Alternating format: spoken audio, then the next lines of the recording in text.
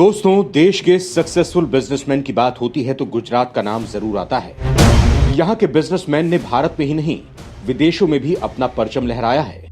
गुजरात के लिए कहा जाता है कि यहाँ की हवा में ही बिजनेस है, लेकिन जब भी सेना की बात आती है तो गुजरात का नाम काफी पीछे आता है।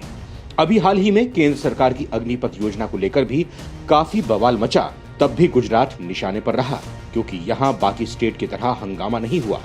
बॉलीवुड अभिनेता KRK ने तो यहाँ तक कह दिया कि गुजरात से कभी कोई सेना में जाता ही नहीं है, तो यहाँ इस योजना को लेकर विरोध कहां से होता। KRK के इस बयान से काफी हंगामा भी मचा था और उन्हें आलोचना का सामना करना पड़ा। लेकिन KRK के इस बयान के बाद ये बात लोगों के बीच चर्चा का विषय बन गई कि गुजरात के लोग बिजनेस में तो बादशाह होते हैं, लेकिन देश की सीमा पर जब खड़े होने की बात आती है तो नजर ही नहीं आते। ऐसा क्यों है कि गुजरात की कोई रेजिमेंट नहीं है? यहाँ के लोग क्यों सेना में भर्ती होने को लेकर उत्साहित नहीं होते हैं? तो चलिए दोस्तों, इस वीडियो में इस बात को ही जानते हैं कि गुजरात को लेकर सेना में भर्ती को लेकर ऐसा क्यों कहा जाता है। तो वीडियो को बिना स्किप किए अंत तक जरूर देखिएगा। दोस्तों, अभी हाल ही में अग्निपथ योजना को लेकर देश के कई राज्यों में हिंसक प्रदर्शन हुए। उत्तर प्रदेश और बिहार में इस विरोध का खासा प्रभाव देखने को मिला। यहाँ के युवा सड़कों पर उतरकर दंगे करने पर उतारू हो गए थे, लेकिन गुजरात में इस प्रदर्शन का असर ना के बराबर रहा। इसे लेकर बॉलीवुड अभिनेता कमाल आर खान ने गुजरात में प्रदर्शन ना होने की बात पर ट्वीट किया और कहा कि अग्निपथ के खिलाफ गुजरात में कोई विरोध नहीं हो रहा है, क्योंकि 99% गुजरात के लोग मिलिट्री में शामिल होते ही नहीं हैं। इसीलिए उन्हें इस योजना को लेकर कोई असर नहीं पड़ा है। KRK के इस ट्वीट पर लोगों ने अपने अपने हिसाब से प्रतिक्रिया भी दी है, लेकिन इसे लेकर ये बातें सामने आने लगी हैं कि क्यों गुजरात में युवा सेना में भर्ती होने को लेकर इतने इंटरेस्टेड नहीं होते हैं जितना कि वो बिजनेस को लेकर होते हैं। वहीं कुछ का तो ये तक कहना है कि देश की आजादी में भी गुजरातियों की संख्या भी सबसे कम रही है और वहां शहीद भी ज्यादा लोग नहीं हुए हैं जितने किसी दूसरे प्रदेश से रहे हैं।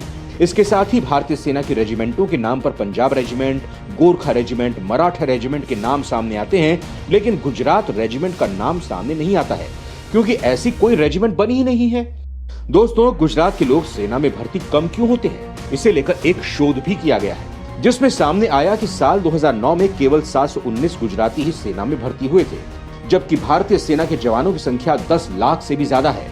और यह संख्या भी एक कीर्तिमान मानी जा रही है, क्योंकि इससे पहले कभी इतनी संख्या में गुजराती सेना में भर्ती नहीं हुए थे। उस साल सेना भर्ती में खास तौर पर जागरूकता अभियान चलाया गया था, जिसके बाद गुजरात में ज्यादा लोगों ने सेना में भर्ती होने में दिलचस्पी दिखाई थी। इससे पहले की बात करें तो साल 2008 और 2007 में गुजराती रंगरूटों की संख्या केवल 230 थी। यहाँ सबसे बड़ी हैरानी वाली बात यह है कि गुजरात की आबादी 6 करोड़ से भी ज्यादा है और इसके बावजूद भारतीय सेना में उनकी संख्या बहुत कम है। यहाँ तक कि विदेशियों की संख्या गुजरातियों की तुलना में ज्यादा है। जैसे नेपाल की आबादी गुजरात से आधी है, लेकिन भारत के लिए सैनिक बनकर लड़ने वाले नेपाली गोरखों की संख्या गुजरात से कई गुना ज्यादा है। यह आंकड़ा काफी हैरान कर देने वाला है। दोस्तों, ये बात सभी जानते हैं कि भारतीय सेना की गोरखा रेजिमेंट दुनिया की बेहतरीन सैनिक इकाइयों में से एक है, लेकिन इसके बावजूद भी गुजरात की कोई सैन्य परंपरा नहीं है। वो सेना में भर्ती होने के लिए ज्यादा आगे नहीं आते हैं। लेकिन दोस्तों, इसका ये मतलब नहीं कि गुजरात में कोई बहादुर नहीं है, बल्कि इसका संबंध इतिहास से रहा है, या कहें कि अवसर नहीं मिलना भी इसका एक कारण है। अब आप सोचेंगे कि यह कैसे हो सकता है, तो चलिए अब हम आपको समझाते हैं। दरअसल दोस्तों, अंग्रेजों ने अपने शासनकाल में ज्यादातर सैनिकों की भर्ती देश के उन इलाकों से की थी जो उन्होंने स्वयं जीते थे। साल 1857 के विद्रोह में बंगाल की सेना बड़ी संख्या में शामिल थी। इसीलिए अंग्रेजों ने अपनी सेना में मुख्य तौर पर पंजाबी हिंदुओं, मुस्लिमों और सिखों को भर्ती किया था। वहीं पंजाबियों में भी ज्यादातर जाट थे। वैसे अंग्रेजों ने जो नई भर्ती की थी वो 1857 के विद्रोह से काफी पहले ही पूरी की जा चुकी थी। यहाँ की मद्रास सैपर्स रेजिमेंट 1780 में अपने गठन से लेकर भारतीय सेना में सेवाएं दे रही थी, जिसके बाद यहाँ सेना में भर्ती होने की परंपरा बन चुकी थी। लेकिन तब भी गुजरात में ऐसी कोई पहल नहीं की गई। लेकिन कहते हैं कि गुजरात में एक जंगजू समुदाय है और इसी समुदाय के लोग सेना में भर्ती भी होते हैं। इन समुदायों में जडेजा और सोलंकी बिरादरियों के लोग शामिल हैं, जिन्हें दरबारी समुदाय या राजपूत कहा जाता है। ऐसे में हम कह सकते हैं कि गुजरात में शहीद सैनिकों की संख्या भले ही कम हो, लेकिन यह सिफर नहीं है। गुजरात में से कम लोगों के सेना में जाने का एक कारण यह भी माना जाता है कि इस राज्य का पंजाब या फिर राजस्थान की तरह ज्यादा युद्धों का सामना नहीं करना पड़ा। साल 1297 में गुजरात को जीतकर अलाउद्दीन खिलजी ने उसे अपने राज्य में मिला लिया था। इसके बाद गुजरात में छोटे मोटे युद्ध ही होते रहे, लेकिन इनमें गुजरातियों का इन्वॉल्वमेंट बहुत कम था। उत्तरी गुजरात के मुस्लिम तब तक आपस में लड़ते रहे जब तक अकबर ने अहमदाबाद को जीत नहीं लिया। उसके बाद गुजरात पर मुगलों का शासन स्थापित हो गया। मुगल सत्ता से टक्कर लेते लेते मराठों ने गुजरात के काफी इलाके पर कब्जा कर लिया और आज भी बड़ौदा में मराठों का प्रभाव देखा जा सकता है। मराठों के बाद गुजरात पर अंग्रेजों का शासन स्थापित हुआ और इसकी शुरुआत वहां के सूरत शहर से हुई।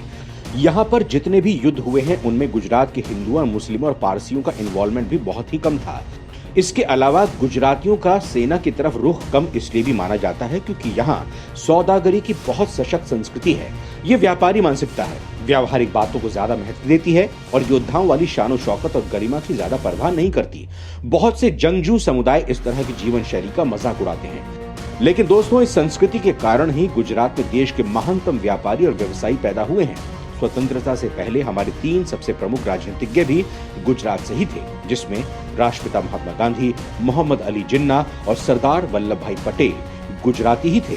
इसके साथ ही रिलायंस इंडस्ट्रीज लिमिटेड के मालिक और देश के सबसे अमीर बिजनेसमैन मुकेश अंबानी, विप्रो ग्रुप के चेयरमैन अजीज प्रेमजी, सन फार्मास्यूटिकल के एमडी दिलीप सांघवी, अडानी ग्रुप के चेयरमैन गौतम अडानी और कोटक महिंद्रा बैंक के एमडी उदय कोटक, ये ऐसे नाम हैं जिन्होंने बिजनेस की दुनिया में देश में ही नहीं बल्कि विदेशों में भी अपना खूब नाम कमाया है और भारत का नाम भी रोशन किया है। इसके अलावा और भी कितने ही ऐसे बिजनेस में सफल होने वाले नाम हैं जो इस दुनिया में राज कर रहे हैं। गुजरात का बिजनेस के नाम पर अलग ही पहचान हो गई है। यह देश के व्यापार में बहुत बड़ा हिस्सा है। दोस्तों अकेले गुजरात में ही देश का 25% आयात होता है। इसके अलावा गुजरात कॉटन का उत्पादन के मामले में भी काफी महत्वपूर्ण भूमिका निभाता है। यहाँ डेयरी प्रोडक्ट, हीरा व्यवसाय, दवाइयों का उत्पादन भी बहुत बड़ी मात्रा में होता है। इसके साथ ही यहाँ तेल रिफाइनरी का सबसे बड़ा कारखाना लगा हुआ है। दोस्तों गुजरात के इतिहास में ही बिजनेस का रंग देखा जा सकता है। यहाँ हर परिवार में कोई ना कोई बिजनेस में जरूर होता है। यही कारण है कि यहाँ बचपन से बिजनेस के गुर सिखा दिए जाते हैं। ये लोग नौकरी करने में कम ही विश्वास रखते हैं और व्यापार करने में ज्यादा दिलचस्पी रखते हैं। इस संस्कृति के कारण ही गुजरात में देश के महानतम व्यापारी और व्यवसायी पैदा हुए हैं। इनकी नजरों में कोई धंधा छोटा या बड़ा नहीं होता। उनकी नजरों में धंधे से बड़ा कोई धर्म नहीं होता। ये अपने छोटे से बिजनेस को ही आगे तक ले जाने की सोचते हैं और उस पर कड़ी मेहनत भी करते हैं, क्योंकि इनका यही मानना है कि कुछ भी करो लेकिन कुछ बड़ा करो। यही कारण है कि आज दुनिया के बड़े बड़े बिजनेस की कुर्सी पर गुजराती बैठे हुए हैं और ये दुनिया के सबसे अमीर व्यक्तियों की सूची में भी आते हैं। इसके अलावा गुजरात की भौगोलिक स्थिति भी ऐसी है जो बिजनेस को बढ़ावा देती है। यहाँ देश का सबसे बड़ा समुद्री तट है, जिसके चलते यहाँ भारत का बड़ा व्यापार होता है। यहाँ सदियों से व्यापार होता रहा है, जिसके कारण लोगों को यहाँ बिजनेस करने में कोई दिक्कत भी नहीं आती है।